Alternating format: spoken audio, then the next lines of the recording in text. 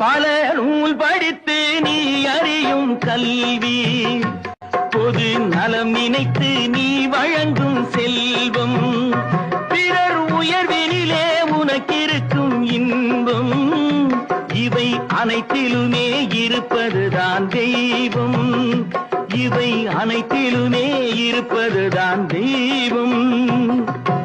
தன் வியர்வையிலும் உழைப்பினிலும் வாழ்வை கண்டு தொழில் புரிந்து உயிர் வளர்க்கும் ஏழை, அவன் இதழ் மலரும் சிறு பொலியை கேட்டேன், அந்த சிரிப்பினிலே இறைவனை நான் பார்த்தேன், அந்த சிரிப்பினிலே இறைவனை நான் பார்த்தேன்.